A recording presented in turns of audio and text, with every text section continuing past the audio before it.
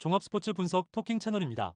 10년 이상의 실전 경험과 노하우를 담아 데이터 기반 핵심 분석부터 최강 배팅 전략까지 아낌없이 공유해드립니다. 수년간 운영된 전문 분석방 링크는 고정 댓글에서 바로 확인 가능합니다. 에이티 마드리드 vs 발렌시아.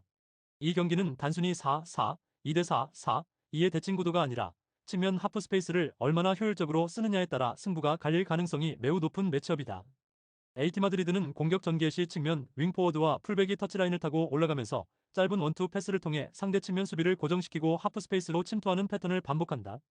이 과정에서 그리즈만은 바깥과 안쪽을 자유롭게 오가며 볼을 받아주고 바리우스는 중원에서 이 패턴을 지지하는 전진 패스로 공격의 두 번째 세 번째 템포를 이어간다. 문제는 발렌시아 측면 수비 조직이 이런 하프 스페이스 침투 패턴에 취약한 면모를 이미 여러 차례 보여왔다는 점이다. 윙어와 풀백이 나란히 라인을 맞추는 순간 그 뒤쪽 안쪽 공간에 들어오는 러닝에 대한 마킹이 늦어지고 미드필더 라인 역시 중앙 커버에 집중하느라 측면 안쪽을 놓치는 구도가 자주 발생한다. 그래서 에이티 마드리드가 측면에서 콤팩트한 패턴 플레이로 압박을 끌어낸 뒤 페널티 박스 측면 하프 스페이스로 파고드는 장면을 여러 차례 만들어낸다면 발렌시아 수비 라인은 박스 안에서 계속해서 커트와 클리어링에 쫓기는 전개를 피하기 어려워 보인다.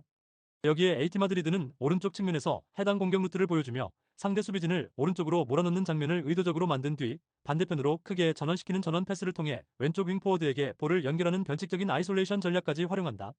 이 전환 패스 한 번으로 오른쪽에 쏠려있던 발렌시아 수비 라인은 순식간에 반대편 광활한 공간을 노출하게 되고 왼쪽 윙포워드는 사실상 1대1 혹은 수적 우위를 갖춘 상황에서 과감한 돌파와 슈팅을 선택할 수 있다. 그리즈만은 이런 상황에서 박스 안으로 타이밍 좋게 침투해 세컨 타이밍을 노릴 수 있고 줄리아노 시메오네는 골문 앞에서의 움직임으로 수비수들을 끌고 다니며 추가 공간을 만들어줄 수 있다. 발렌시아가 이 패턴을 끊어내려면 측면에서의 1차 압박뿐만 아니라 하프 스페이스 커버와 반대편 풀백의 포지셔닝까지 동시에 관리해야 하는데 최근 보여준 조직력으로는 90분 내내 이 수준의 집중력을 유지하기가 쉽지 않다. 게다가 에이티 마드리드는 세트피스 상황에서도 그리즈만의 킥과 세밀한 움직임을 바탕으로 세컨볼과 리턴 패스를 활용한 패턴 플레이를 자주 가져가며 측면에서 만들어둔 흐름을 세트피스로 이어가는 데에도 능한 편이다.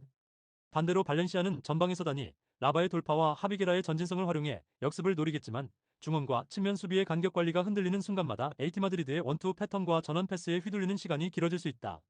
그래서 전반부터 에이티 마드리드가 측면에서 주도권을 가져가며 찬스의 빈도를 늘리고 후반으로 갈수록 발렌시아 수비 집중력이 떨어지는 구간에서 추가 득점까지 노리는 그림이 자연스럽게 그려지는 경기다. 토킹 추천 배팅 승무패 에이티 마드리드 승 강추 언더오버 언더 추천 토리노 vs 크레모네세. 이 경기는 단순히 홈원정 싸움이 아니라 라인 컨트롤과 오프사이드 트랩 완성도 차이가 그대로 승부로 연결될 수 있는 매치업이다. 토리노는 이름값과 전방 자원 퀄리티를 고려하면 주도권을 잡고 싶어 하겠지만 세컨드 라인 수비수들의 위치 조정이 흔들리고 오프사이드 트랩이 불안정한 구조를 안고 있다는 점이 가장 큰 리스크다. 라인을 끌어올린 뒤에도 수비가 일직선으로 서지 못하고 한두 명의 발이 늦어 오프사이드 라인이 어긋나는 순간 상대의 라인 브레이킹 한 번에 곧바로 골문이 노출될 수 있다. 크레모넷의 입장에서 이 구간은 오히려 가장 큰 기회다. 보나촐리가 미드필더와 수비라인 사이 공간을 먼저 점유하며 등지는 움직임으로 볼을 받아내는 순간 토리노의 오프사이드 트랩은 사실상 의미를 잃는다. 보나촐리가 이 지역을 선점해 볼을 따내고 첫 터치 이후 라인 브레이킹 움직임을 통해 박스 안쪽으로 파고 들어간다면 토리노 수비는 한 발 늦은 커버와 급한 파울에만 의존해야 하는 상황으로 몰릴 수 있다. 여기에 오케레케와 제르빈의 스피드가 더해지면 크레모넷에는 한 번의 전환으로도 토리노 수비 뒷공간을 깊숙이 파고드는 장면을 만들어낼 수 있다. 토리노가 볼을 오래 소유하면서 전개를 시도할수록 라인을 올려둔 상태에서 전환 수비에 들어가는 시간이 길어지고 그때마다 라인 간 간격과 오프사이드 트랩의 허점이 드러날 가능성도 함께 커진다. 반면 크레모넷에는 굳이 점유율에서 앞설 필요 없이 중원에서 압박 타이밍만 잘 맞춰주면 짧은 패스 두세 번으로 투톱을 향해 직선적인 전개를 만들어낼 수 있는 구조다. 세트피스 상황에서도 크레모넷에는 보나촐리와 장신 자원들을 전방에 배치해 세컨볼을 노릴 수 있고 토리노가 라인을 올린 상태에서 볼을 제대로 걷어내지 못하면 박스 주변에서 다시 한번 슈팅 찬스를 허용할 위험도 크다. 그래서 이 경기는 토리노가 홈에서 공을 더 많이 가지고도 오히려 자기 뒷공간과 오프사이드 트랩의 불안 때문에 실점 리스크를 크게 안고 가는 아이러니한 흐름이 나올 수 있다. 반대로 크레모넷에는 기회가 자주 오지는 않더라도 한두 번 제대로 나온 전환과 라인 브레이킹 장면만 살려내면 경기 결과를 뒤집을 만한 결정적인 득점을 터뜨릴 수 있는 팀이다. 결국 라인 유지력과 오프사이드 트랩 완성도, 그리고 라인 브레이킹을 활용한 한 방의 효율성까지 모두 감안하면 구조적으로는 크레모네세 쪽이 더 날카로운 승부 패턴을 가지고 있다고 보는 편이 자연스럽다. 토킹 추천 배팅 승무패 토리노패 강추 언더오버 언더 추천 엠글라트바흐 vs 볼프스부르크. 이 경기는 직선적인 전개 속도를 바탕으로 홈에서 몰아붙이려는 글라트바흐와 최근 다실점 패턴에서 좀처럼 벗어나지 못하는 볼프스부르크의 대결이라는 점에서 흐름의 방향이 비교적 뚜렷하다. 글라트바흐는 타바코비치를 최전방에 세워두고 하크와 슈테거를 중심으로 이선이 촘촘하게 연계에 들어가는 패턴이 정리되어 있다. 특히 타바코비치를 향한 전진 패스 한 번이 수비 라인을 뒤로 밀어넣고 그 뒤에 하크가 안쪽으로 파고들며 슈테거와 짧은 패스를 주고받는 순간 볼프스부르크 수비의 간격 문제가 그대로 드러날 가능성이 크다. 볼프스부르크는 최근까지 무려 17실점에 가까운 실점을 허용하고 있을 정도로 중앙과 측면을 동시에 커버하는 데 실패하는 장면이 계속 반복되고 있다. 그래서 라인을 올려도 뒷공간이 비고 라인을 내리면 박스 근처에서 슈팅각을 허용하는 딜레마에 빠져 있다. 여기에 오프사이드 트랙까지 합이 맞지 않아 뒷선 한두 명이 남아버리는 일이 잦기 때문에 타바코비치 같은 타깃형 스트라이커에게는 이상적인 매치업이라고 봐도 무리가 아니다. 글라트바흐 입장에서는 수비 진영에서 공을 잡는 즉시 더블 볼란치가 빠르게 전진 패스를 찔러 넣으며 하크와 슈테거를 세컨드 지점에 배치하고 마지막에 타바코비치가 마무리하는 직선적인 공격 루트를 반복해도 충분히 득점 기대값이 나온다. 반면 볼프스부르크는 쾌미르와 페라우어를 활용해 측면에서 크로스를 올리거나 야키치가 중원에서 거칠게 끊어내며 두 번째 공을 이어가는 방식으로 맞불을 놔야 하는데 이 과정에서 라인이 더 벌어지면 오히려 역습을 허용하는 모양새가 나오기 쉽다. 그래서 볼프스부르크가 공격적으로 나올수록 뒷공간이 더 커지는 구조라 초반부터 주도권을 잡기보다는 라인을 조이는 선택이 필요하겠지만 최근 수비 조직력을 감안하면 이 플랜을 완벽하게 수행하기는 쉽지 않아 보인다. 글라트바흐는 세트피스에서도 타바코비치를 앞세운 1차 제공권과 슈테거의 킥 정확도를 무기로 삼을 수 있기 때문에 볼프스부르크의 마킹 전환이 한번 흔들리는 순간 추가골까지 연결될 여지가 충분하다. 공격 템포와 세트피스, 전환 속도까지 모두 고려하면 이 경기는 글라트바흐가 홈에서 점유와 득점 기대값을 동시에 가져가며 흐름을 주도할 가능성이 높다. 그럼에도 불구하고 볼프스부르크가 쾌미르의 중거리 한 방이나 세컨볼 상황에서 만회 득점을 올릴 시나리오도 완전히 배제할 수는 없어서 전체적으로는 골이 오갈 가능성이 높은 구도로 보는 편이 합리적이다. 토킹 추천 배팅 승무패 글라트바흐 승강추 언더오버 오버 추천 프랑크푸르트 vs 아우크스부르 이 경기는 홈팀 프랑크푸르트의 전방 압박과 세컨볼 집중력 그리고 아우크스부르크의 승부처 집중력 저하가 정면으로 부딪히는 구도다. 프랑크푸르트는 버카르트의 침투와 바우야의 드리블, 도알리치의 전진 패스를 묶어 공격 전개 템포를 끌어올리면서 중원에서 끊어낸 볼을 최대한 빠르게 전방으로 연결하려는 성향이 강하다. 버카르트가 수비라인 사이와 뒷공간을 자유롭게 드나들며 움직이면 수비수들은 라인을 유지하기보다 따라붙는 선택을 하게 되고 그 틈을 바우야와 도알리치가 파고들며 추가 옵션을 만들어낸다. 반면 아우크스부르크는 3-4-3에서 윙백과 측면 공격수의 활동량에 의존하는 비중이 크기 때문에 시간이 갈수록 왕복거리와 압박 강도에서 체력 부담이 드러날 수밖에 없는 구조다. 특히 경기 후반부 승부처 타이밍에 들어가면 아우크스부르크의 세컨볼 경쟁에서 집중력이 떨어지는 경향이 뚜렷하게 나타나고 루즈볼 대응에서 한 박자 늦게 반응하는 패턴이 반복된다. 이때 프랑크푸르트의 전방 지역에 배치된 공격진들이 라인을 적극적으로 끌어올리며 전진 침투를 시도한다면 상대보다 한 발 앞선 위치에서 세컨볼을 선점할 수 있는 상황이 여러 차례 나올 수 있다. 그래서 세컨볼 선점 이후에는 곧바로 버카르트에게 침투 패스를 찔러넣거나 바오야에게 측면 1대1 돌파 상황을 만들어주는 식으로 두 번째 상황에서 일격을 가할 수 있는 장면이 많아질 가능성이 높다. 도알리츠는 이런 상황에서 박스 앞 하프 스페이스에 자리 잡고 흘러나온 볼을 곧바로 슈팅으로 연결하거나 다시 측면으로 열어주는 역할을 수행할 수 있어 세컨볼 이후 전개에서 중요한 연결고리가 될 수 있다. 세트피스 활용 능력에서도 프랑크푸르트는 정교한 킥과 다양한 러닝 패턴을 통해 낙하지점 주변에 두세 명의 옵션을 동시에 세워놓는 세트피스 전략을 준비하는 편이다. 반면 아우크스부르크는 세트피스 수비에서 마크 전환과 세컨볼 정리 과정에서 허점을 보이는 경우가 많아 한 번 걷어내도 두 번째 상황에서 다시 실점 위기를 허용할 수 있는 구조적인 약점을 안고 있다. 그래서 세트피스 상황이 누적될수록 프랑크푸르트의 득점 기대값은 자연스럽게 높아지고 홈팬들의 응원이 더해지면 후반 코너킥 프리킥 상황에서 흐름이 더욱 프랑크푸르트 쪽으로 쏠릴 가능성이 크다. 아우크스부르크도 쾌미르를 활용한 롱볼과 세컨 상황에서 한두 번은 위험한 장면을 만들 수 있겠지만 스리백 구조가 무너지는 순간에는 역습과 세컨볼 대응 모두 흔들리는 약점을 함께 노출할 수밖에 없다. 결국 이 경기는 시간이 지날수록 세컨볼 경쟁과 세트피스 디테일에서의 격차가 점점 벌어질 공산이 크고 이 부분에서 상대보다 한 박자 빠르게 반응할 수 있는 팀이 흐름과 스코어를 동시에 가져가게 될 가능성이 크다. 종합적으로 보면 홈에서 전방 압박과 세컨볼 선점, 세트피스 공략까지 모두 갖추고 있는 프랑크푸르트가 후반으로 갈수록 점유율이 떨어지는 아우크스부르크를 상대로 점점 더 유리한 구도를 만들 수 있는 매치업이다. 토킹 추천 배팅 승무패 프랑크푸르트 승 강추 언더오버 언더 추천 호펜하임 vs 함부르크 이 경기는 전방 압박을 앞세운 호펜하임과 후방 압박에 약한 함부르크의 구조적인 약점이 정면으로 부딪히는 매치업이다. 호펜하임은 램펄과 아슬라니를 중심으로 전방의 라인을 높게 형성해 함부르크 골키퍼와 센터백 사이 패스가 시작되는 순간을 프레싱 트리거로 삼을 가능성이 크다. 아부둘라후가 중원에서 한 발 더 전진해 압박에 가담하면 함부르크의 수비형 미드필더는 등을 진 상태에서 공을 받아야 하는 상황이 잦아지고 이때 첫 터치 미스나 애매한 백패스를 유도하기가 쉬워진다. 그래서 호펜하임의 전방 공격진이 높은 위치에서 하이프레싱을 강하게 걸어줄 경우 함부르크는 후방에서 공을 정리하는 과정에서 심리적 압박을 크게 받을 수밖에 없다. 함부르크 선수들이 위험 지역에서 공을 과도하게 소유하려는 순간마다 치명적인 패스 미스나 터치 실수가 나올 여지가 커지고, 이러한 실책성 플레이가 곧바로 실점의 빌미가 되는 그림까지 예상된다. 반면에 함부르크 입장에서는 이러한 압박을 피하려고 롱볼 비중을 늘릴 수 있지만, 그러면 전개가 지나치게 단순해지고 두 번째 볼 경쟁에서는 오히려 호펜하임 중원이 이득을 보는 장면이 더 많아질 수 있다.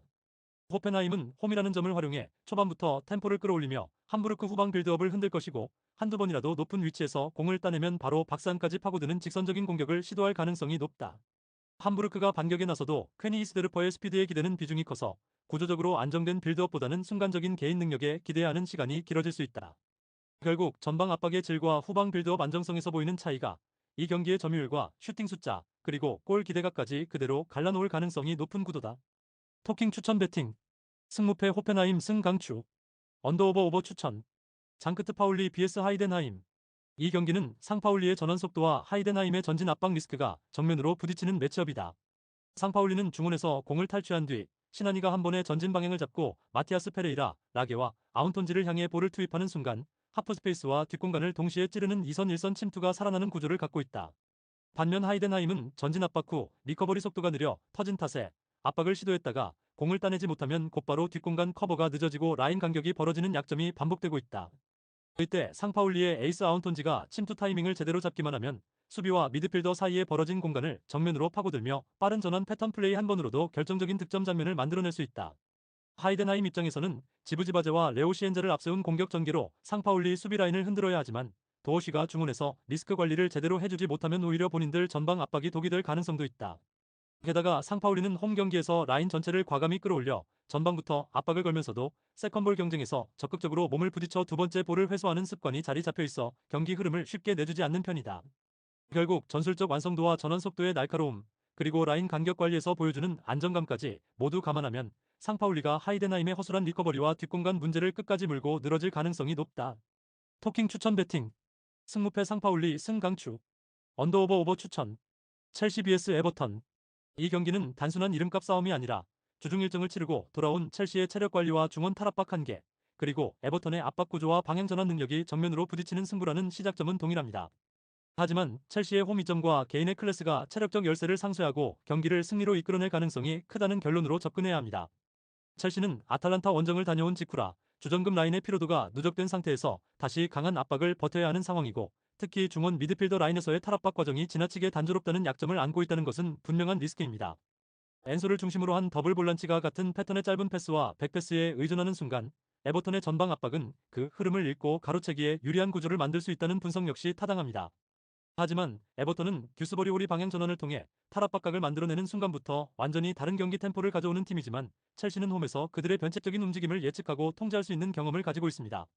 한 번의 턴과 전환 패스로 첼시의 압박을 벗겨낸 뒤 그릴리시 쪽으로 볼을 붙여 1대1 혹은 2대1 우위를 만들려 할 때 첼시 수비진의 개인 능력과 신속한 커버 플레이가 그 패턴을 차단할 것입니다. 첼시가 주중 경기 여파로 미드필더 라인의 압박 강도가 떨어지기 시작하더라도 이는 곧 공격적인 카운터 기회로 이어질 수 있다는 의미이기도 합니다. 탈압박에 성공한 에버턴 쪽에서 넓은 공간을 가지고 전진 패스를 선택하려 할 때 공을 잃으면 콜 파머, 스털링 등 첼시 공격진의 순간적인 스피드와 결정력이 에버턴의 수비 뒷공간을 공략할 수 있습니다. 반대로 첼시는 체력적으로 힘이 빠지는 구간에서 실수를 줄이기 위해 후방에서부터 더 보수적인 선택을 할 가능성이 크고, 이 순간 전방에서 델랍과 페드로 네투가 고립되면서 공격 전개가 끊기는 시간이 늘어날 여지가 있습니다. 하지만 첼시는 정교한 세트피스와 부분 전술을 통해 에버턴이 만들어낼 슈팅 볼륨의 우위를 득점의 순도로 상쇄할 수 있습니다. 에버턴이 전방 압박을 걸다가도 듀스버리 홀의 방향 전환 한 번으로 위험을 피해 나갈 수 있다 해도 첼시는 홈 관중의 열렬한 응원 속에서 버티는 힘을 보여줄 것입니다. 첼시가 점차 라인을 내리면서 버티는 선택을 하더라도 수비 라인의 클래스와 골키퍼의 선방 능력이 에버턴의 세컨볼 싸움 우위를 막아낼 것입니다. 결국 이 경기는 첼시가 이름값과 홈 이점을 앞세워 체력적 열세를 극복하고 효율적인 승리를 따내느냐, 아니면 체력 저하가 그대로 드러나 무너지느냐의 갈림길이었지만, 첼시의 홈에서의 집중력과 개인의 클래스가 에버턴의 변칙적인 전술 상성을 무력화시키며 승리를 가져올 구도라고 보는 편이 자연스럽습니다. 토킹 추천 배팅. 승무패 첼시 승 추천. 언더오버 언더 추천. 리버풀 vs 브라이턴 HA. 이 경기는 챔피언스리그 원정을 다녀온 리버풀에 필요한 하이템포와 주중 일정 없이 준비 기간을 확보한 브라이턴의 아이솔레이션 전술이 정면으로 부딪히는 그림이라는 시작점은 동일합니다. 리버풀의 체력적 열세와 브라이턴의 전술적 변칙성이 충돌하는 경기입니다. 하지만 리버풀의 홈 이점과 공격진의 압도적인 득점력이 브라이턴의 전술적 공략을 무력화시키며 승리를 가져올 가능성이 높다는 결론으로 접근해야 합니다. 리버풀은 에키티케와 각포, 맥앨리스터를 중심으로 여전히 위협적인 공격 라인을 갖추고 있지만 주중 인터밀란 원정 이후 체력적인 부담이 쌓여있는 만큼 90분 내내 같은 강도의 압박과 라인 컨트롤을 기대하기는 어렵다는 것은 분명한 사실입니다. 전방 압박이 한두 번 늦어지기 시작하면 중원에서의 압박 간격이 벌어지고 측면 풀백 뒤 공간이 노출되면서 브라이턴이 노리는 전환 지점이 그대로 열릴 수 있습니다. 하지만 리버풀의 공격 전개 속도와 홈에서의 폭발력은 브라이턴의 아이솔레이션 전술이 완성되기 전에 경기를 결정지을 수 있는 힘을 가지고 있습니다. 브라이턴이 웰백, 카디오글루, 루터를 오른쪽에 집중 배치해 리버풀 수비 블록을 한쪽으로 끌어당긴 뒤 반대편에 남겨둔 민테에게 방향 전환 패스를 연결하려 할 때 리버풀의 중원은 그 전환 패스를 사전에 차단하거나 실패할 경우 즉시적인 역압박으로 브라이턴의 공격 속도를 늦출 수 있습니다. 리버풀의 측면 풀백이 체력 저하로 복귀 속도가 한 박자 늦어지더라도 민테가 1대1 아이솔레이션 상황에서 돌파를 시도할 때 반 다이크와 같은 세계 최고 수준의 센터백이 그 공간을 커버하며 결정적인 찬스를 내주지 않는 노련함을 보여줄 것입니다. 리버풀이 이를 막기 위해 민테 쪽에 추가 지원 수비를 보내더라도 브라이턴의 2차 공격 루트가 열리기 전에 공을 빼앗아내는 능력이 훨씬 우위에 있습니다. 반대로 브라이턴 입장에서는 리버풀의 체력적인 한계가 노출되는 후반 60분 이후에 경기 주도권을 가져오려 하겠지만 리버풀은 교체 카드를 통해 신선한 자원을 투입하여 체력 문제를 극복하고 오히려 하이 템포를 유지할 수 있는 저력을 갖고 있습니다. 리버풀이 초반 기세로 경기를 몰아붙이고 후반에 잠시 주춤하더라도 결정적인 찬스를 득점으로 연결하는 높은 성공률을 바탕으로 승기를 놓치지 않을 것입니다. 브라이턴의 아이솔레이션 패턴이 자주 터져나오더라도 실점보다 많은 득점을 기록하며 승리하는 구도가 예상됩니다. 결국 이 매치는 리버풀에 필요한 수비 라인이 90분 동안 브라이턴의 아이솔레이션 전술을 버틸 수 있느냐의 문제가 아니라 리버풀의 압도적인 홈 공격력이 브라이턴의 전술적 변칙성을 무력화시킬 수 있느냐의 문제로 귀결되며 리버풀의 클래스와 홈에서의 득점력을 함께 고려하면 리버풀 쪽 기대값이 더 높게 형성될 수밖에 없는 상황입니다. 토킹 추천 배팅 승무패 리버풀 승 추천 언더오버 오버 추천 마요르카 vs 엘체 이 경기는 섬 원정이라는 환경적 변수가 경기력에 얼마나 영향을 주느냐가 핵심 포인트가 될 수 있는 매치업이다. 홈팀 마요르카는 평소와 마찬가지로 4, 2, 3, 1 기반으로 라인을 적당히 끌어올리되 무리하게 전면 압박을 펼치기보다는 중원에서 압박 라인을 형성하고 그 뒤에서 수비 라인을 단단히 유지하려 할 것이다. 마테오 조셉은 상대 센터백 사이에서 계속 라인을 흔들며 파블로 토레가 하프 스페이스에서 패스를 풀어내기 좋은 각도를 만들고 아사노는 측면에서 뒷공간을 노리는 침투와 전방 압박으로 상대 실수를 유도하는 역할을 할 가능성이 크다. 반면 원정팀 엘체는 장거리 비행과 섬 원정 특유의 피로 누적이 있는 상태에서 전방 압박보다는 안정적인 블록 형성에 더 신경을 쓸 수밖에 없고 그래서 라파 미르를 향한 단순한 전환 패턴에 의존하는 시간이 길어질 수 있다. 피로는 결국 수비 라인의 집중력과 반응 속도에서 티가 나기 때문에 후반으로 갈수록 엘체의 발이 무거워지면 세컨볼 대처와 커버링에서 한두 발씩 늦어지는 장면이 늘어날 가능성이 있다. 마요르카는 이런 흐름을 잘 알고 있기 때문에 전반에는 무리하지 않고 경기장을 넓게 쓰면서 엘체의 체력을 갉아먹고 후반 중반 이후 아사노와 이선 자원들의 침투 빈도를 높여 승부수를 띄우는 그림을 준비할 것이다. 결국 오늘은 경기장 환경과 이동거리라는 숨은 핸디캡이 엘체 쪽에 작용하는 만큼 템포 조절과 공간 활용에서 익숙한 홈팀 마요르카가 더 안정된 퍼포먼스를 보여줄 가능성이 높은 매치업으로 볼 수 있다. 토킹 추천 배팅 승무패 마요르카 승강추 언더오버 언더 추천 SC 텔스타 vs 네이메헌 이 경기는 3-4, 3대 3-4-3이라는 미러 매치 구도 속에서 누가 하프 스페이스를 더 효율적으로 활용하느냐가 승부의 핵심 포인트가 될 가능성이 높다. 텔스타는 윙백의 전진과 공격적인 라인 설정을 통해 전방 압박과 측면 전개를 노리는 팀이지만 그만큼 수비 전환 국면에서 백스리와 중원 라인 간 간격이 쉽게 벌어지는 구조적인 약점을 안고 있다. 해틀리가 수비의 중심에서 제공권과 몸싸움으로 버텨주긴 하지만 넓게 벌어진 라인을 혼자서 커버하기에는 공간 자체가 너무 넓고 커버 범위를 고려하면 한두 차례의 커트 이후에는 체력 부담도 커질 수 있다. 브라우어가 빌드업 과정에서 과감하게 전진 패스를 선택하는 성향을 가지고 있기 때문에 패스가 통할 때는 텔스타의 공격 템포가 빨라지지만 한 번 끊기는 순간에는 곧바로 중원 앞 공간이 비어버리면서 역습을 허용하는 장면이 나온다. 네이메온 입장에서는 바로 이 지점을 물고 늘어질 수 있다. 네이메온은 후반 승부처 타이밍에 하프스페이스 공략 빈도를 극단적으로 높여가는 팀이고 체리가 측면에서 드리블 돌파 후 컷백을 선택하는 순간 상대 수비 간격이 크게 벌어지는 패턴이 이미 팀 컬러처럼 자리 잡혀 있다.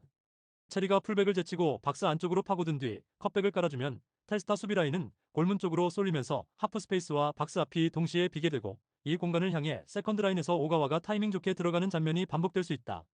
그 상황에서 오가와가 첫 터치로 슈팅 각도를 만들거나 한 번의 트래핑으로 수비를 벗겨낸 뒤 빠르게 슈팅을 가져간다면 골키퍼가 손쓸 틈도 없이 깔끔하게 마무리되는 결정적인 득점이 나올 여지가 충분하다. 프로퍼는 이런 움직임을 뒷받침하는 패스워크의 중심이다. 텔스타의 윙백이 전진하면서 측면과 하프스페이스 사이에 생기는 틈을 미리 읽고 체리와 오가와가 뛸 공간으로 패스를 미리 공급해주기 때문에 네이메온의 후반 공격 템포는 오히려 시간이 지날수록 더 빨라지는 경향을 보인다. 반면 텔스타는 시간이 갈수록 윙백의 왕복 주행에 따른 체력 부담이 커지고 세컨볼 경합에서 반박자씩 늦는 장면이 많아지면서 중원의 압박 강도가 떨어지는 패턴이 나타난다. 세컨드볼을 소유하지 못한 채 계속 뒤로 물러나는 수비를 하게 되면 네이메온의 하프스페이스 점유는 더 쉬워지고 체리와 오가와 프로퍼의 패턴 플레이가 박스 근처에서 더 자주 구현될 가능성이 높다. 그래서 이 경기는 초반에 텔스타가 홈 이점을 활용해 기세를 잡더라도 후반 승부처로 갈수록 네이메온의 하프스페이스 공략과 이선 침투 패턴이 점점 더 위력을 발휘할 수 있는 그림으로 읽힌다. 텔스타가 라인을 낮추고 블록을 촘촘하게 가져간다면 어느 정도 버티는 그림도 가능하겠지만 기본 성향 자체가 윙백 전진과 공격적인 운영에 맞춰져 있는 만큼 완전히 수비적인 선택으로 90분을 버티기는 쉽지 않아 보인다. 결국 라인 간 간격 관리와 후반 체력 분배, 하프스페이스 활용도 등을 종합했을 때 전술적 상성은 네이메온이 더 유리한 쪽으로 기울어 있는 매치업이라고 해석하는 편이 자연스럽다. 특히 체리의 드리블 돌파와 컵백, 오가와의 세컨드 라인 침투, 프로퍼의 전진 패스가 후반 승부처에서 한 번만 제대로 맞물려도 경기 흐름을 단번에 가져오는 득점 장면이 나올 수 있는 구도다. 이 흐름을 고려하면 네이메온이 후반 들어 텔스타의 간격 붕괴를 노리고 승부를 결정지으려는 플랜으로 경기에 들어갈 가능성이 높다. 토킹 추천 배팅 승무패 텔스타패 강추 언더오버 오버 추천 스타드렌 BS 브레스트와 이 경기는 기본적으로 전술 밸런스와 교체 카드의 깊이 그리고 후반으로 갈수록 드러나는 수비 집중력 차이가 승부를 갈라놓을 가능성이 큰 매치업이다. 스타드렌은 3, 5, 1을 바탕으로 중원 숫자 우위를 확보하면서 알타마리의 드리블 돌파와 블라의 창의적인 패스를 결합해 브레스트 수비 라인을 계속 흔들 수 있는 구조를 갖추고 있다. 특히 알타마리가 우측에서 안으로 파고들며 수비 한두 명을 끌어내면 반대 윙백의 오버래핑과 투톱의 박스 점유가 동시에 일어나면서 브레스트의 박스 근처 공간이 넓게 벌어지는 장면이 나올 수 있다. 블라는 박스 앞에서 슈팅과 스루 패스를 동시에 선택할 수 있기 때문에 브레스트 수비가 그에게 붙을지 뒷공간을 지킬지 선택을 강요당하는 구도가 반복될 것이다. 론지에는 압박이 올라오는 상황에서도 탈압박 패스를 매끄럽게 처리해주고 미드존에서 세컨볼을 안정적으로 정리해주기 때문에 스타드 렌이 두 번째, 세 번째 공격을 이어갈 수 있는 기반을 제공한다. 반면 브레스트는 아조르크의 제공권과 델카스티오의 킥 능력을 앞세워 위협적인 장면을 만들 수는 있지만 공격 전개가 단선적이라 상대가 패턴을 읽기 시작하면 쉽게 막히는 단점이 드러난다. 이미 경기당 평균 1.6실점을 허용하고 있다는 점은 수비 조직력이 한두 경기 문제가 아니라 시즌 전체에서 누적된 약점이라는 신호로 봐야 한다. 특히 승부처에서 집중력이 흔들리며 실점하는 패턴이 반복되고 있어 후반으로 갈수록 스타드 렌의 하프스페이스 침투와 이선 슈팅을 버티기 어려운 구도가 예상된다. 교체 카드 차이도 무시하기 힘든 부분인데 스타드 렌은 스피드와 활동량을 더할 수 있는 자원을 투입해 전환 속도와 압박 강도를 끝까지 유지할 수 있는 반면 브레스트는 후반에 들어가면 라인 간격과 수비 집중력이 눈에 띄게 떨어지는 경우가 많다. 그래서 경기 전체 그림을 보면 스타드렌이 전반부터 점유율과 중원 장악에서 우위를 점하고 브레스트는 간헐적인 역습과 세트피스에 의존하는 양상이 펼쳐질 가능성이 높다. 그럼에도 불구하고 아조르크의 제공권이나 델카스티오의 킥 하나로 브레스트가 한 골 정도를 만들어낼 여지는 분명 존재한다. 하지만 전술 구조, 수비 밸런스, 교체 카드, 홈 경기장의 분위기까지 모두 감안하면 시간이 갈수록 스타드 렌의 공격 시도는 더 날카로워지고 브레스트 수비는 더 흔들리는 방향으로 흐름이 기울 공산이 크다. 결국 후반으로 갈수록 브레스트의 집중력 저하와 수비라인 붕괴가 드러나고 스타드 렌의 이선 자원들이 하프 스페이스를 찢어놓으면서 결정적인 마무리를 가져갈 시나리오가 가장 설득력 있는 그림이다. 종합하면 이 경기는 스타드 렌이 공격 주도권을 잡고 득점 생산에서 앞서는 흐름을 만든 뒤 브레스트의 수비 불안을 파고들며 승리를 완성할 가능성이 높은 매치업으로 보는 편이 자연스럽다. 토킹 추천 배팅 승무패 스타드 렌 승 강추 언더오버 오버 추천 파르마 vs 라치오 이 경기는 3백을 기반으로 공격적인 색깔을 유지하지만 수비 전환이 느린 파르마와 공수 전환 속도와 오프 더 볼 움직임에서 우위를 점하는 라치오의 맞대결이다. 파르마는 홈에서 라인을 지나치게 내리지 않으려 할 것이고 베르나베를 축으로 빌드업과 전개를 풀어가며 세트 오펜스를 만들어가려 할 가능성이 크다. 그러나 파르마의 고질적인 문제는 볼을 잃은 직후 수비 전환 속도가 늦어 윙백이 올라가 있는 상황에서 뒷공간이 크게 노출된다는 점이다. 이 지점에서 라치오의 장점이 그대로 겹친다. 자카니와 카스텔리아노스가 빠르게 공수 전환 패스를 받아 오프 더 볼 무브먼트를 가져간다면 파르마 수비는 어느 쪽을 먼저 막아야 할지 갈피를 잡기 어려워진다. 자카니가 안쪽으로 좁혀들며 풀백과 센터백 사이를 찍고 카스텔리아노스가 라인 뒤를 동시에 파고드는 장면에서는 파르마 수비가 한 발 늦게 따라붙는 순간 번뜩이는 전환 패스로 결정적인 찬스가 열릴 것이다. 중원에서도 피사요 델레바시루가 몸싸움과 전진 드리블로 파르마 더블 볼란치의 압박을 무력화시키면 라치오는 전환 상황에서 수적 우위를 만들어가며 전방으로 숫자를 쏟아붓기 쉬워진다. 반대로 파르마는 빌드업에 성공하는 장면에서는 나쁘지 않은 장면도 만들 수 있겠지만 한 번씩 패스 미스나 터치 실수가 나오는 순간마다 역습 한 방 위험에 노출되는 패턴이 반복될 수 있다. 특히 후반으로 갈수록 체력이 떨어지면 파르마의 수비 복귀 속도는 더 느려질 것이고 라치오는 벤치에서 신선한 공격 자원을 투입해 전환 스피드를 유지하려 할 것이다. 결국 전술적 완성도, 공수 전환 속도, 벤치 깊이까지 모두 감안하면 라치오 쪽이 후반 승부처에서 더 많은 찬스를 가져갈 가능성이 높다. 토킹 추천 배팅. 승무패 파르마 패 강추. 언더오버 언더 추천. 벌리 vs 풀럼. 이번 경기는 리그에서 경기당 2실점 페이스로 골을 내주고 있는 벌리의 취약한 수비 조직과 스미스 로우를 축으로 공격 완성도가 높은 풀럼이 맞붙는 구조라는 점에서 기본적인 방향성이 뚜렷하다. 벌리는 포스터와 앤서니를 통해 측면과 뒷공간을 노리며 반격을 시도하겠지만 빌드업이 끊기는 순간 더블 볼란치 앞 공간이 한 번에 열리면서 상대에게 박스 근처까지 쉽게 진입을 허용하는 패턴이 반복되고 있다. 특히 박스 앞 2차 지점에서의 세컨볼 경쟁이 약해 한 번 걷어낸 공을 다시 상대에게 내주는 일이 작기 때문에 플럼처럼 박스 근처에서 슈팅 타이밍을 잘 잡는 팀을 상대할 때는 실점 기대값이 더 높아질 수밖에 없다. 플럼 입장에서 보면 스미스 로우가 이선 중앙에서 템포를 조절하면서 축구해제의 측면 돌파와 히메네스의 포스트 플레이를 동시에 활용할 수 있는 그림이 나온 순간 경기 주도권을 자연스럽게 손에 쥐게 된다. 그래서 플럼은 전반부터 중원에서 벌리의 전개를 끊어내며 스미스 로우를 향한 전진 패스로 빠르게 공격 전환을 가져가는 설계를 준비할 가능성이 크다. 스미스 로우가 하프 스페이스를 점유하고 축구해제가 폭 넓은 드리블로 측면 수비를 끌어낸 뒤 안쪽으로 접고 들어가는 장면이 반복된다면 벌리의 박스 근처는 점점 더 좁은 공간에서 버티기만 하는 모습으로 몰릴 수 있다.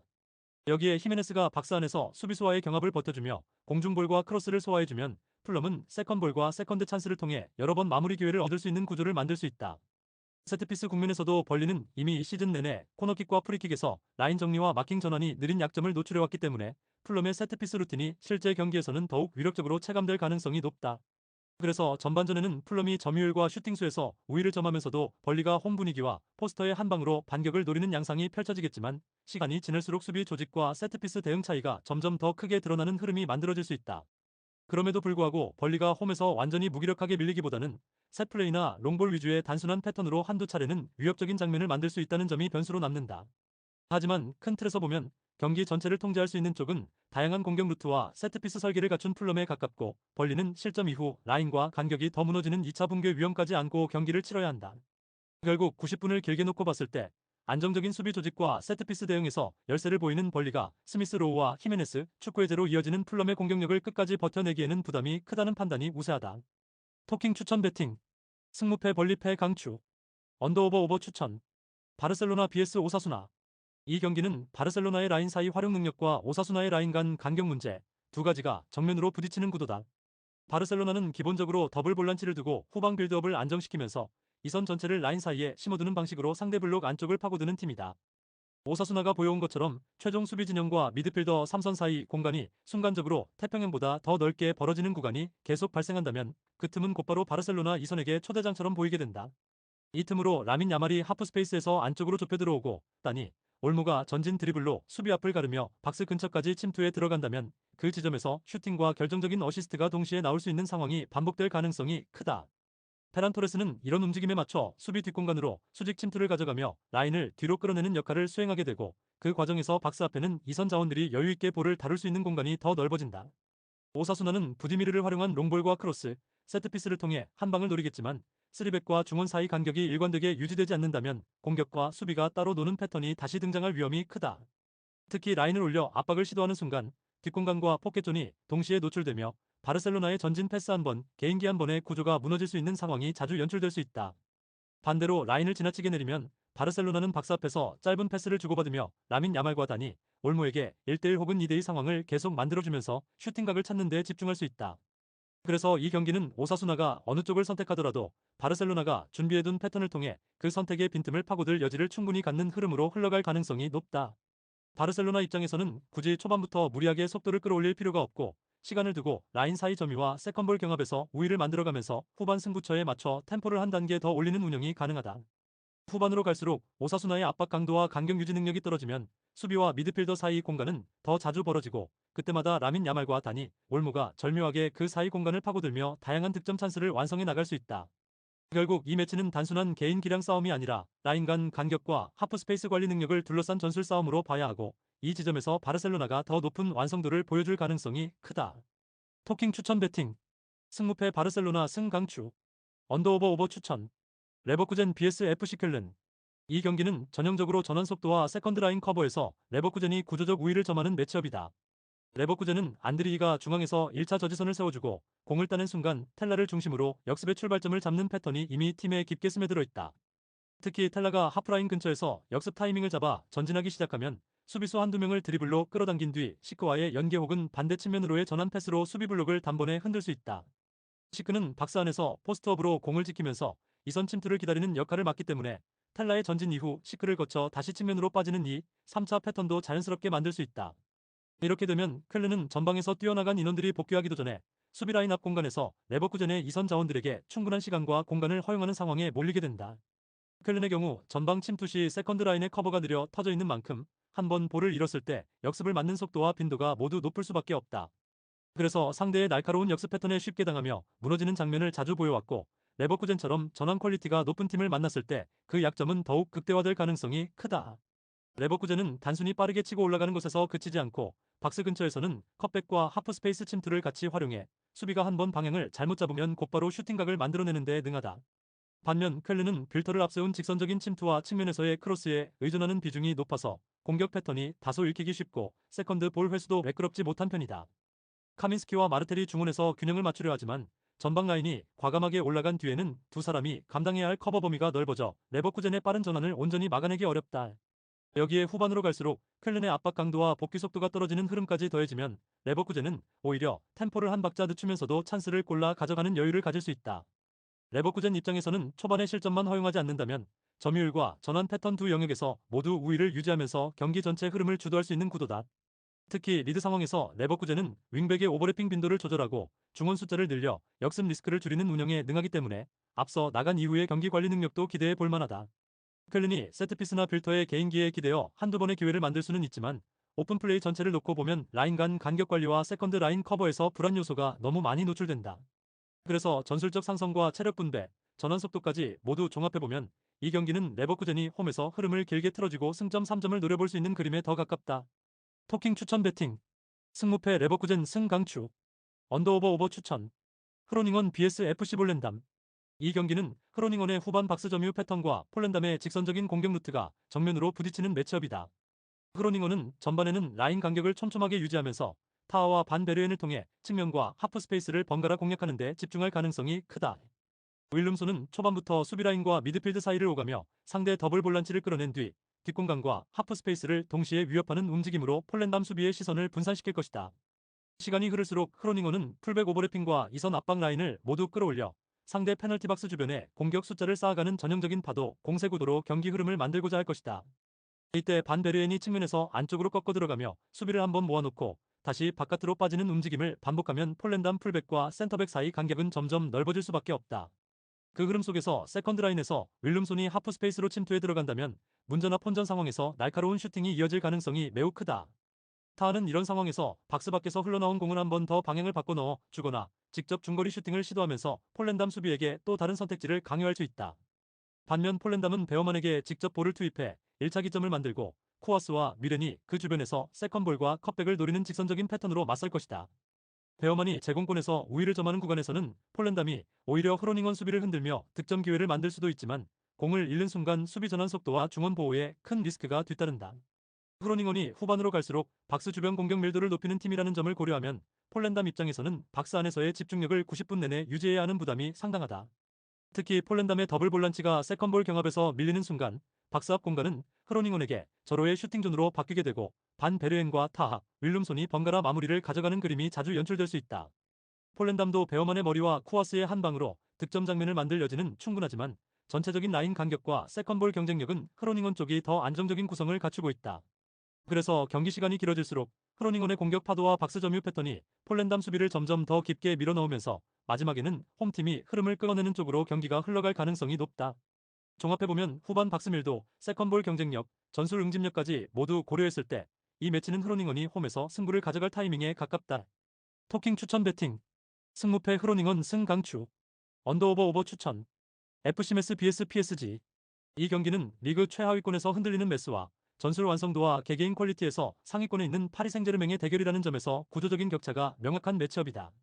메스는 중앙 수비수들의 라인 컨트롤이 경기 내내 균일하게 유지되지 못하고 한 명이 전진해 인터셉트를 시도할 때 나머지 수비수들의 커버가 늦어지는 문제가 고질적으로 이어지고 있다. 그렇기 때문에 상대 미드필더가 단 한 번만 날카로운 직선 패스를 성공시켜도 수비 라인이 한순간에 갈라지며 박스 앞과 뒷공간이 동시에 열리는 장면이 반복된다. 측면 풀백의 복귀 타이밍까지 늦어지는 경우가 많아 하프스페이스와 사이드 뒷공간이 동시에 노출되면서 전체 블록이 뒤로 쏠린 상태에서 슈팅을 허용하는 장면도 자주 나온다. 반면에 파리 생제르맹은 4-3-3 구조 안에서 전방 삼각편대를 활용한 폭과 깊이, 그리고 중원 플레이메이커들의 패싱 퀄리티로 이런 약점을 집요하게 공략할 수 있는 팀이다. 덴벨레는 넓은 폭을 유지하며 일선 수비를 끌어내고 바르콜라는 반대편에서 백사이드 침투를 노리며 수비의 시선을 계속 분산시킨다. 그 사이에서 파비안 루이스는 템포를 늦추었다가 한 번의 속도를 끌어올리는 롱 패스와 스루 패스를 선택할 수 있고, 이강인은 박스 앞 라인 사이에서 공을 받자마자 전방을 향한 직선 패스를 시도하는 성향이 뚜렷하다. 즉 메스의 라인 컨트롤이 일치하지 않는 그 짧은 순간을 두 플레이메이커가 읽어내고 스루 패스를 찔러 넣는다면 골키퍼와의 1대1 장면이 여러 번 만들어질 수 있는 전술적 상성이 형성되어 있다고 볼 수 있다. 메스 입장에서는 라인을 올리면 뒤 공간이 허전하고 라인을 내리면 PSG 미드필더들의 중거리 슈팅과 박스 근처 세컨볼이 부담스러운 딜레마에 빠질 가능성이 높다. 그래서 경기 초반부터 수세적인 블록을 형성하며 버티는 선택을 할 공산이 크지만, 그럴수록 PSG 입장에서는 하프 스페이스와 측면에서 여유 있게 공을 다룰 시간이 늘어나게 된다. 또한 교체 싸움에서도 PSG는 벤치 자원들의 개개인 능력이 뛰어나 후반에 더욱 강한 압박과 돌파를 이어갈 수 있는 반면, 메스는 체력 저하가 시작되는 구간에서 수비 집중력이 먼저 떨어질 위험이 크다. 그럼에도 불구하고 세트피스 한두 번에서 메스가 찬스를 만들 여지는 남아있지만, 오픈플레이 주도권과 공간 활용 능력에서는 PSG 쪽으로 무게 중심이 크게 기운 경기라고 평가할 수 있다. 종합하면 이 경기는 메스가 얼마나 오래 버티느냐가 관건일 뿐, 시간 경과와 함께 파리 생제르맹이 점유율과 찬스 퀄리티에서 앞서가며 스코어를 만들어낼 가능성이 높은 구도다. 토킹 추천 배팅. 승무패 메스패 강추. 언더오버 오버 추천. PSV vs 헤라클레스. 이 경기는 전술 완성도와 수비 조직력의 차이가 매우 선명하게 드러나는 매치업이다. 아인트호벤은 루번 반 본메를 중심으로 한 전방 움직임과 페리시치의 폭넓은 공격 전개, 사우턴의 안정적인 전개 능력을 바탕으로 전반부터 후반까지 지속적인 공격 압박을 가할 수 있는 팀이다. 헤라클레스가 4-2-3-1로 내려앉아 버티더라도 아인트호벤은 박스 앞에서 짧은 패스를 주고받다가 순간적으로 측면으로 공을 빼고 다시 안쪽으로 재투입하는 패턴을 통해 수비 라인의 시선을 계속 흔들 수 있다. 그래서 한 번 라인 간 간격이 벌어지기 시작하면 그 틈을 루번 반 본멜이 파고들며 박스 안에서 마무리까지 연결하는 장면이 자연스럽게 만들어진다.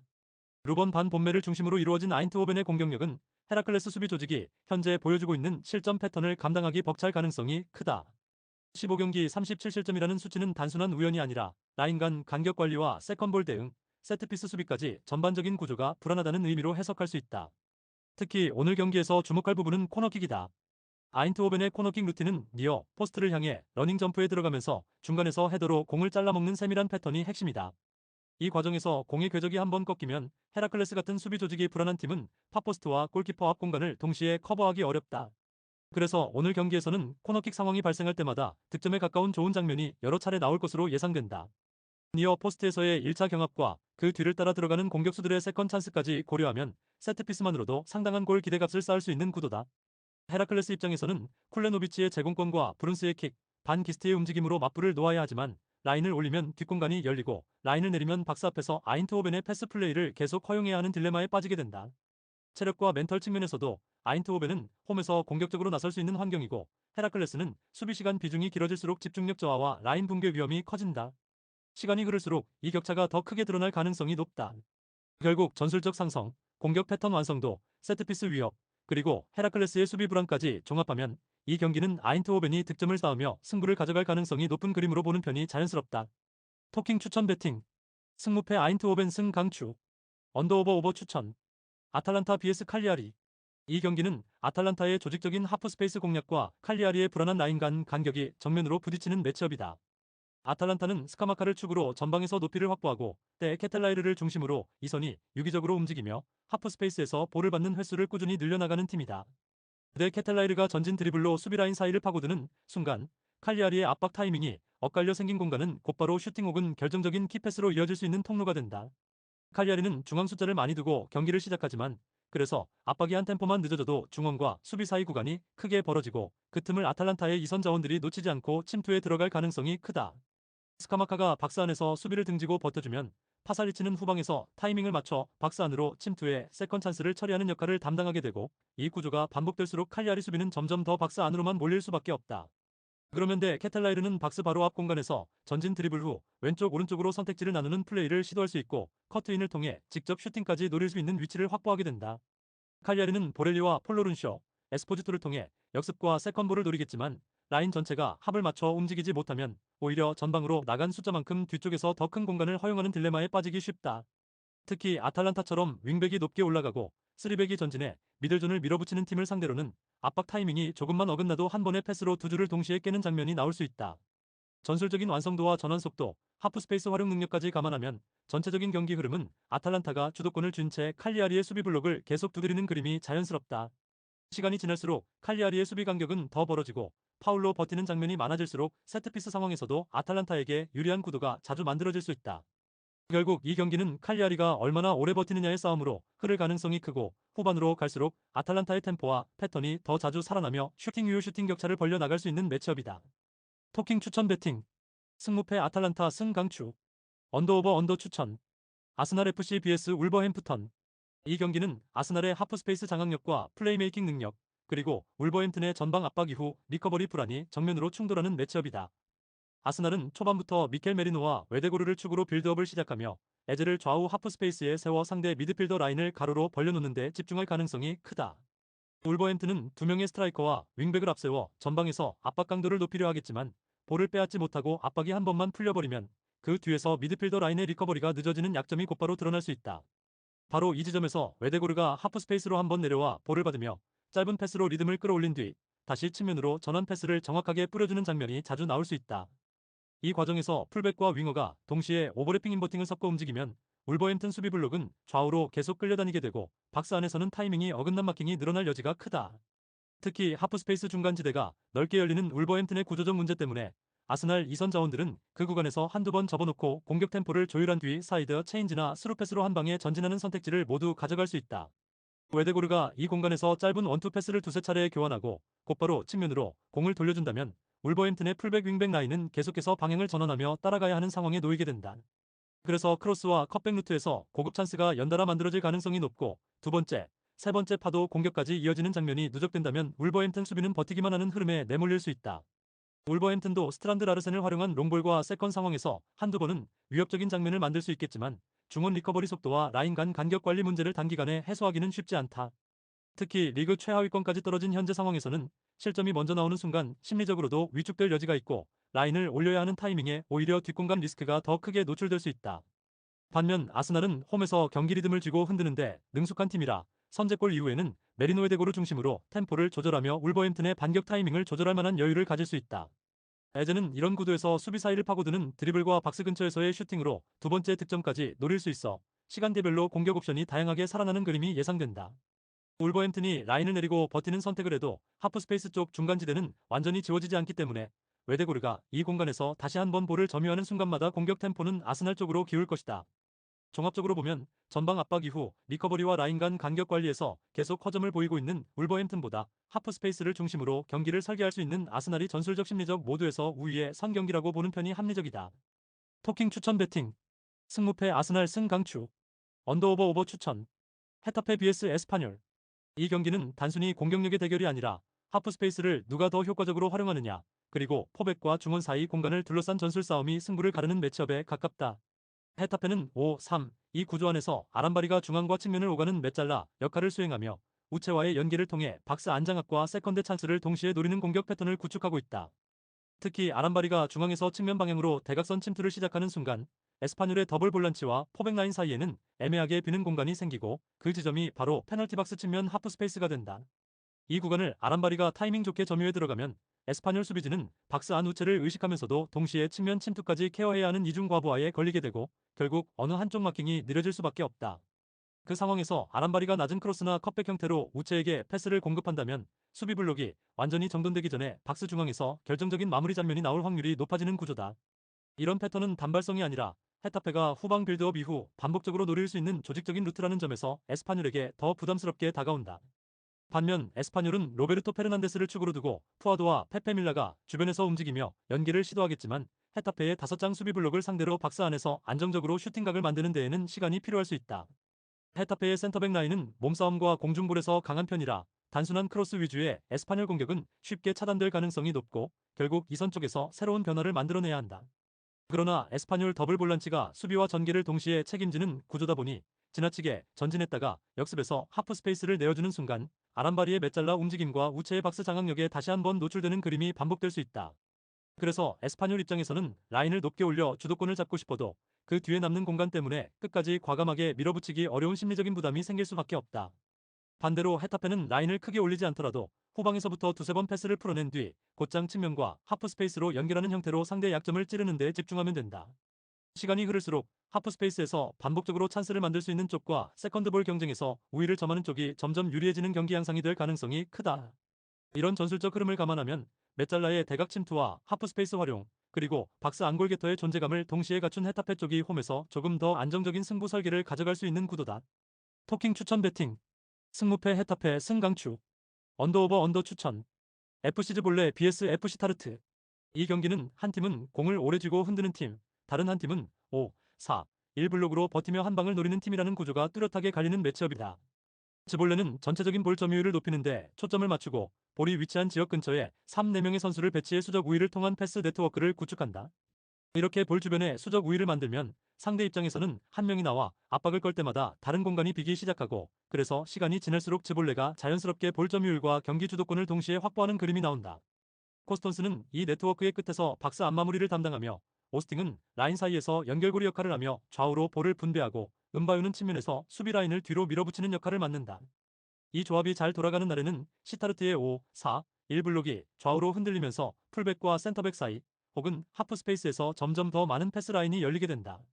시타르트는 론베이크와 브리타인이 중앙에서 버티고 피터슨의 돌파로 역습 기회를 만들겠지만, 라인을 지나치게 내려앉히면 코스톤스가 박스 안에서 세컨드볼 경합에 계속 관여하게 되고 오스팅의 중거리나 세컨드 찬스를 허용할 위험이 커진다.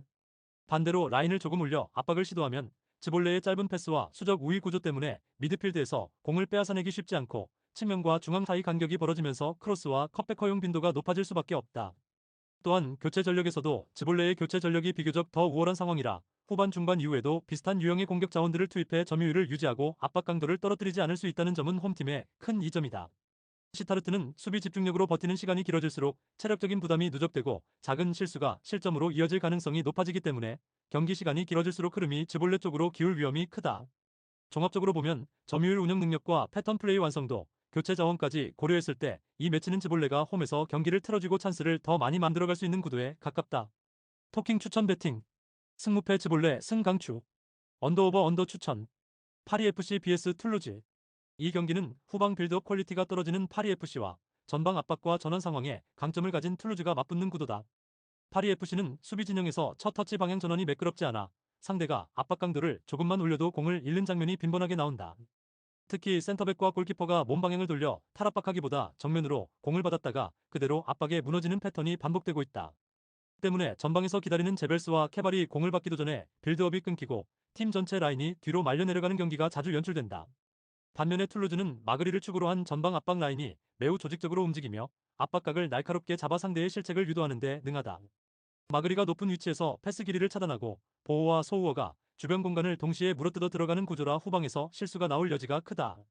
그래서 파리FC처럼 첫 터치와 방향 전환 퀄리티가 떨어지는 팀을 상대로는 한두 번의 실책만으로도 결정적인 득점 기회가 연속해서 열릴 가능성이 높다. 중원 싸움에서도 툴루즈는 탈압박 이후 전진 패스 타이밍이 좋아 라인을 한 번에 넘기는 직선적인 전개로 파리FC의 미드필더를 스킵하는 장면을 자주 만들 수 있다. 카마라가 세컨볼 경합에서는 나쁘지 않은 모습을 보여주더라도 공을 따낸 뒤 전환 속도가 느리면 곧바로 다시 압박에 갇힐 위험이 크다. 그리고 파리FC의 측면 수비는 라인 간격이 벌어진 상황에서 하프 스페이스를 내주는 장면이 많아 보호가 그 틈을 파고드는 순간 위험 지역에서의 크로스와 컷백이 이어질 수 있다. 툴루즈 입장에서는 굳이 점유율을 완전히 가져갈 필요 없이 전방 압박과 전환 상황만 제대로 활용해도 충분히 주도권을 잡을 수 있는 매치업이다. 그럼에도 불구하고 파리FC가 홈에서 라인 높이를 과감하게 가져오면 뒷공간에 소우어가 침투하면서 스코어 자체가 조금 더 열릴 여지도 존재한다. 결국 이 경기는 파리FC의 빌드업 미스와 툴루즈의 전방 압박, 그리고 전환 속도 사이에서 승부가 갈릴 가능성이 크다. 심리적으로도 파리FC는 최근 실책성 장면이 반복되면서 후방에서의 자신감이 떨어져 있고 한 번 분위기가 기울기 시작하면 연쇄적인 실수를 막기 어려운 흐름이다. 반면에 툴루즈는 상대 실수를 기다렸다가 한 번에 물어뜯는 스타일이라 초반부터 압박이 제대로 먹히는 순간 경기 전체의 흐름을 통째로 가져갈 수 있는 조건이다. 종합하면 전술적 상성과 최근 흐름을 모두 감안했을 때 이 경기는 원정팀이 실수를 파고들며 스코어를 가져갈 가능성이 더 높다고 보는 편이 합리적이다. 토킹 추천 배팅. 승무패 파리FC 패 강추. 언더오버 오버 추천. 구독, 좋아요, 알림 설정. 토킹 가족방에서 더 많은 혜택을 만나보세요. 가족방은 고정 댓글의 링크를 통해 문의하세요. 감사합니다.